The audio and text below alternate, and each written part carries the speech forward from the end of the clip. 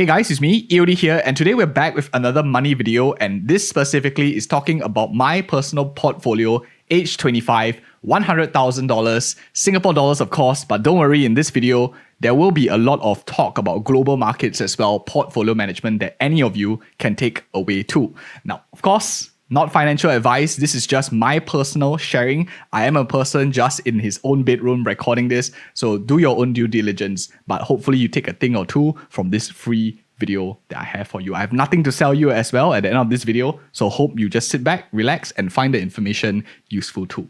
Now, first things first, Singaporeans generally, we like to be straight to the point, so let's talk about the general overview, source of funds. Some of you will be wondering, where do you get the money? Are you really average income? This was, of course, when I was 25 years old. This is in 2020, 2021, the portfolio that I'm going to be showing you. The thoughts and everything, how to manage it is going to be very, very similar to how you actually run your own portfolio. So long story short, I am a lot older right now. This was a snapshot of the past, but 100K back then, Singapore dollars, approximately at least. The strategy basically is I look at a top-down approach and a bottom-up approach for stock selection. I'll explain to you as we go along what that means. Basically, I look at which sector looks interesting. I pick the sector and then I select stocks from the bottom up based on the sectors that I've selected. And that is basically how I do my stock selection criteria. It's a bit confusing for some of you who are not really into these financy things.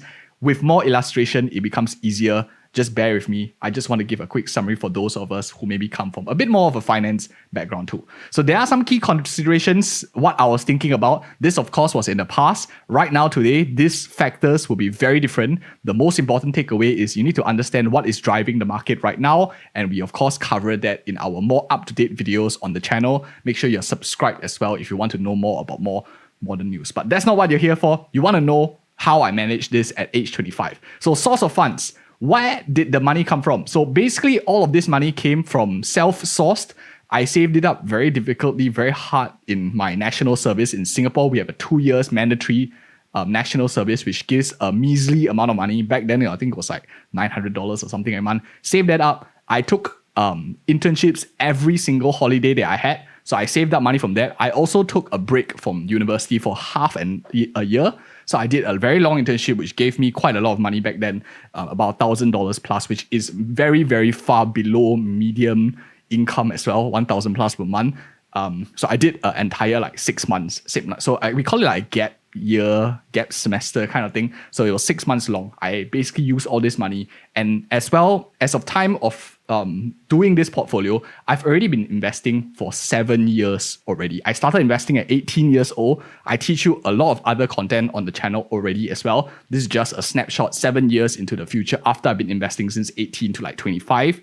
As of time of recording, I have been doing it for about 12 years plus as well. So, I am fresh out of university at this point of doing this. So pretty much, if you talk about the average income, most of it came from below median wage. So I think that's a more fair representation. For those of you who are earning median or even higher, if you're earning more than 1,000 plus a month, you probably will be able to get to this point much quicker than I do. But let me share with you the more useful things, because instead of bashing around our head around the past and what can't be changed, let's talk about things that can be changed. And the first thing, of course, is your thought process when you're managing your portfolio. So when we talk about top-down approach and bottom-up approach, the first thing that I like to always describe is a top-down approach, because that's very easy. You don't have to know too much about nitty-gritties. More importantly, you just need to know what are the different sectors and why these sectors matter.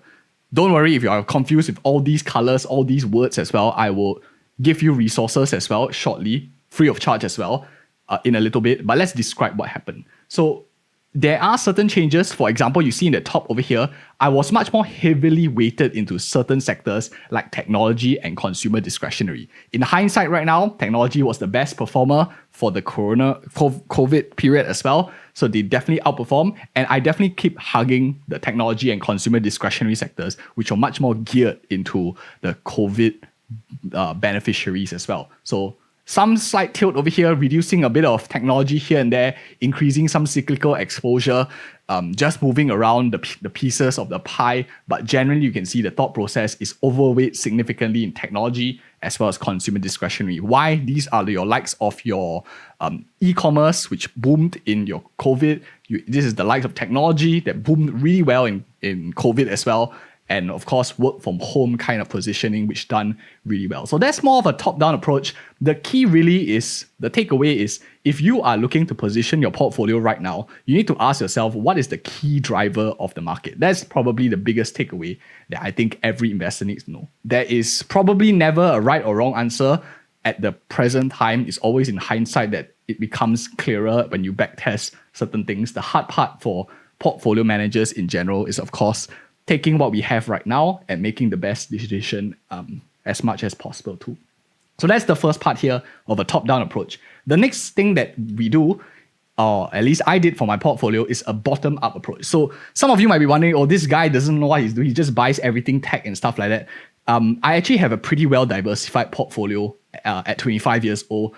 I have, how many tickers do I have? I think I have like 20 plus different stocks which I created myself. I individually bought myself. This is not a paper portfolio. It's actually playing with your own money. So it's quite scary sometimes, especially when you're fresh out of college at 25, managing 100,000 of your own money, not paper money. So instead of just buying, like some people will just buy 100%, 70% like Nvidia right now or something like that. We don't do that. We buy a well-diversified portfolio, and I can show you over here, for example, my top few holdings, 1, 2, 3, 4, 5, which is Nvidia, Amazon, MasterCard, Apple, and MS at that point of time. They contributed to about 40% of the portfolio. So very heavy into technology, but also with a bit of consumer discretionary in the luxury space as well, which doesn't really purely benefit from the COVID kind of trends in that sense. But still, these are the stocks that I was having at that particular point. Important note, this is a snapshot as well. So it could have changed rapidly. Some stocks that did very well can actually have grown in size. So Nvidia back like 5 years ago, it was already in the portfolio of mine when I was at 25. Now 5 years later, it's also very fantastic. Top five holdings over here. I just show 5 of them. I even have something from non-US exposure, a bit of Sony here, a bit of around the world. MS is of course Europe exposure, some C which is in Southeast Asia exposure, Alibaba which is of course China, Greater China exposure as well. So many different things. You think about geography, you can't just be exposed to the US market. You need to have a well-diversified portfolio geographically. So this is the bottom-up approach where you pick stocks. If I know I like tech, I know I like consumer discretionary, I start to find stuff that are in these two sectors. If you notice, the right-hand side here, those words, the companies that are shown, all of them are either in consumer discretionary, tech, consumer discretionary, tech, consumer discretionary, you have consumer discretionary, and Disney is communication services, if I believe correctly, but technically it has a bit of growth in its Disney Plus models as well in that sense. So that's why it was also powerful. But we are not going into individual names and stuff like that. On the left-hand side here, I blanked it out because I really don't feel that there's a need to show you everything so that you just blindly copy. I think more importantly is to understand the thought process, which is why I just show you the biggest companies that's available. A lot of these companies, it's not a representation of what I think now. This is a long time ago. So please don't copy this and just like put it in. Stocks like Peloton has been disastrous lately. So you wouldn't want to have it in your portfolio, or might want to have it in your portfolio. It's not indicative, but I'm just sharing with you how my thought process went as I was doing my investments back then 5 years ago too. So importantly, the biggest and most important thing that I see in a lot of young people, or even people slightly older than me as well, is the sell-off is always the most difficult thing to handle. So how I differentiate a good investor and a bad investor is how they actually manage through a sell-off.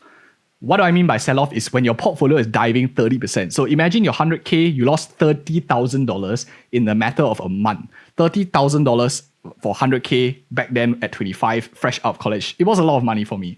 And more importantly, you need to know how to manage these downtrends. So you can see here on the left, this chart over here, my portfolio was outperforming the market. So I didn't hug cash at all. You can see here in the same trading account that I have, I was basically having nearly zero cash at all. So it's not as if I sold my portfolio, hold everything in cash. So just by holding cash, I am outperforming the market. I don't do that. I wanted to test myself by putting my money to work. And you can see over here, my portfolio, which was fully invested, basically was outperforming the market based on the selections that I had, the stock selection that I did during that period of time. We outperformed by like 5% back then. So it's really, really nice, very huge outperformance too. So there were two main sets. This was the major one. This was like the February downtrend. Every day was like dropping by thousands and thousands of dollars. It was frightening back then. But there was another smaller sell-off of like 5% within the span of, I guess, a month as well, or 2 weeks, thereabouts. Depends on how you look at it. So over here, you can see the cash holdings, even though it looks like it's massive, is actually barely $1,000 as well. So very, very little cash holdings. And again, more or less in line, mostly in line with the S&P 500. The red line was ours. And of course, the gray line is there. So slight underperformance by like 0.1. But overall, it was really, really very fantastic. So I also mentioned, because like 4 of the top 5 of my names, Amazon, Apple, Microsoft, and Nvidia. And when you have such a big drag on your portfolio from your main 4, definitely the underperformance is very massive. So a lot of the outperformance actually came from the remaining 20 plus stocks that I picked to make up for these big giants just really, really being very slow back then too. So I always like to look at sell-off to determine how well I did, because in a great market, when everything is going up, everyone is a winner. It's only when the tide goes out, then you will know who is swimming naked, as the common phrase goes. Of course, what's the overall returns for my portfolio back then? The S&P returned in this time frame here for the COVID period of 4%. And based on my selection criteria, I outperformed the market by about 30% back then. That is a very, very significant outperformance. This is considering that it's 9 months as well. So I just snapshot this period because I think it's a very fantastic. And thereafter, now of course I can tell you, because it's in hindsight, we continue to do really, really well as well. I will probably do more videos on the channel talking about it. But for this time period here, every single month outperformed the S&P based on what the index did and how my returns did as well. So every single month outperformance, which is fantastic. And I even showed here like some of the biggest winners, that where it came from: Nvidia, Peloton, and Amazon back then.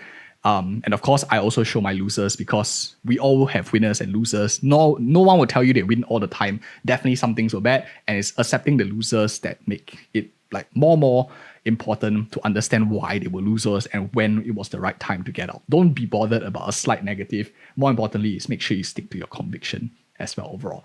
But last but not least, of course, I want to show you here that it's not just about hugging one sector. Most of us today hug technology to the ends of the earth, but it's not really the case. You don't really want to do that. Although technology and consumer discretionary makes up a bulk of the profits, it's very important to play and understand every single other sector, because there will be a day where certain other sectors outperform. As we have seen in the past 5 years, it really shifted away from technology. And at this point, of course, if you're interested in more content, you don't understand the other sectors, you only know technology names, I recommend you check out this video here, which I cover every single sector of the stock market, one by one in the US market, so that you can know exactly how to play the game, similar to how we did in this video. If you found this video helpful, you want more of such content, do like, comment, and subscribe. Leave a nice comment if you found it helpful, and definitely check out this video, which I think is very useful for your journey in investments. And see you guys in the next one.